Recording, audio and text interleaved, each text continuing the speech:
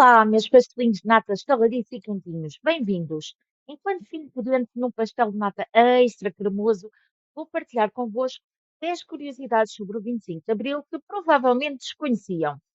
Partilhem nos comentários quais destas curiosidades já conheciam e se porventura conhecem alguma outra que não foi aqui mencionada. Vamos ao vídeo. São Salgueiro Maia mandou uma coluna de 240 homens e 10 viaturas blindadas em condições no mínimo questionáveis, mas que apenas atestam a bravura destes homens.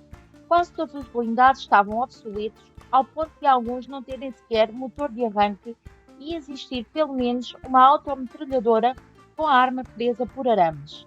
Além disso, os 3 blindados Panhard que compunham a coluna tinham somente 5 munições cada. Podemos dizer que foi um milagre apenas uma das viaturas ter ficado pelo caminho. Nesta famosa data de 25 de Abril, forças militares já tinham tentado um golpe de Estado na madrugada de 16 de março de 1974. Uma coluna composta por cerca de 200 soldados, comandados pelo Major Armando Ramos, saiu do Regimento de Infantaria 5 das Caldas da Rainha rumo a Lisboa. A coluna contava com o apoio de forças militares do Lamego, Mafra e Vendas Novas, porém, nenhuma destas unidades iniciou qualquer movimentação e o golpe teve de ser abortado. No regresso, ao chegarem às Caldas da Rainha, os militares foram cercados por forças fiéis ao regime, vindas de Leiria e de Santarém, e foram obrigados a renderem. Às 22 horas e 55 minutos de 24 de abril, a rádio Emissores Associados de Lisboa passava a música de Paulo de Carvalho e Depois do Adeus como primeiro sinal que informava às tropas que tudo estava a postos. À meia-noite e 25 minutos, já do dia 25, a rádio Renascença passava o segundo sinal, a leitura da primeira estrofe da música Grândola Vila Morena, de Zeca Afonso, seguida da sua transmissão, dando assim sinal às tropas para avançarem para Lisboa. A coluna de 240 militares que cercou o quartel da GNR no Largo do Carmo obrigou Marcelo Caetano a render-se e tornou possível o 25 de Abril.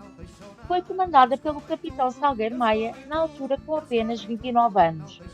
O capitão já havia demonstrado a sua bravura na Batalha de Guidares, quando, com os seus homens, conseguiu quebrar o cerco a 7 companhias portuguesas pela Frelimo e sair sem nenhuma baixa na sua companhia, mesmo após terem ficado cercados por 50 dias sob fogo de tiro direto. Passaria a ficar conhecido como Capitão Sem Medo, após saber-se que a coluna que comandou e que fez a Revolução dos Cravos era constituída por blindados obsoletos e quase sem munições, e por ter enfrentado a peito o Brigadeiro Junqueira Reis e um tanque M47 apenas com uma granada no bolso que tinha secretamente decidido utilizar como sacrifício de última instância. É conhecimento comum que o cravo vermelho é símbolo da Revolução de 25 de Abril, conhecida também por Revolução dos Cravos, mas não se sabe com completa certeza como surgiram os cravos nos canos das espingardas dos militares. A versão mais conhecida e repetida é a história de Celeste Caeiro.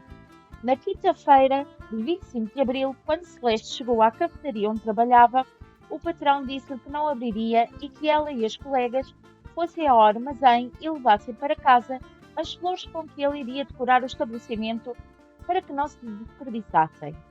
Eram cravos, flores baratas e que estavam em época. Celeste levou consigo um molho de cravos vermelhos. Quando chegou ao Rossio, viu as chaimites no início da Rua do Carmo e perguntou a um militar desde quando ali estavam. Desde madrugada, respondeu-lhe o militar, que de seguida lhe pediu um cigarro. Como não tinha cigarros, Celeste ofereceu-lhe um cravo vermelho que ele colocou no cano da espingarda. Depois, Celeste foi distribuindo os restantes cravos pelos militares ao longo da rua. A Revolução de 25 de Abril enfrentou mais perigos do que a maioria das pessoas tem conhecimento.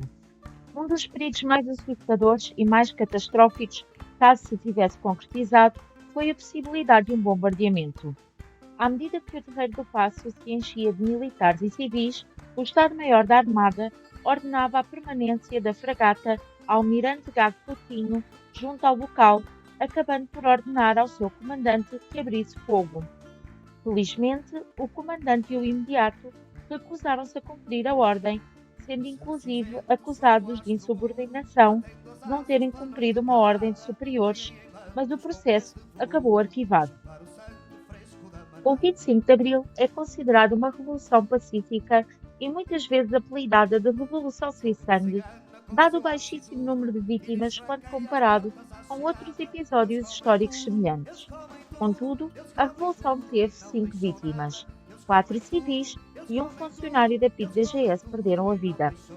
Os civis eram os jovens manifestantes Fernando Carvalho Giesteira, José James Hartley de Barneto, João Guilherme Rego Arruda e Fernando Luís Barreiros dos Reis, que foram atingidos por balas disparadas a partir da sede da Direção-Geral de Segurança, na Rua António Maria Cardoso, em Lisboa.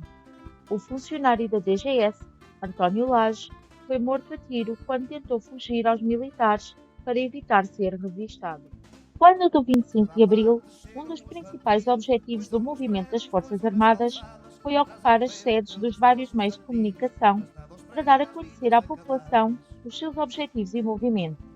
No entanto, no Portugal de então, a informação não se espalhava facilmente e o MFA decidiu enviar representantes em viagem por pontos rurais do país para dar a conhecer as suas ideias e as futuras mudanças. Vale a pena notar que este acontecimento aparece retratado no livro O Dia dos Prodígios, de Lídia Jorge. Apesar de não existir qualquer prova de um possível envolvimento da Central Intelligence Agency na Revolução, é sabido que a CIA estava atenta às movimentações dos militares portugueses e à possibilidade de uma revolta.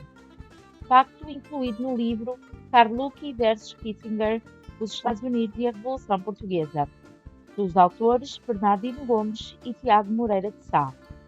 Este facto ficaria também subentendido quando Franco Carlucci, embaixador dos Estados Unidos em Portugal em 1975, afirmou que qualquer ação desenvolvida teria sido para ajudar na vitória das forças democráticas. A libertação dos presos políticos após o 25 de Abril foi realizada de forma gradual. As forças militares da libertação ocuparam o Forte de Caxias, uma das prisões políticas que mais presos recebeu, a 26 de Abril, e o Forte de Peniche no dia 27.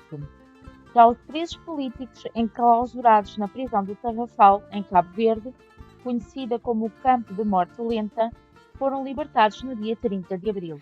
E assim chegamos ao fim do nosso vídeo. Muito obrigada por assistirem. Inscrevam-se no canal para não perderem novos vídeos. Façam like, dislike, comentem e sejam felizes. Um beijinho da portuguesa. Tchau!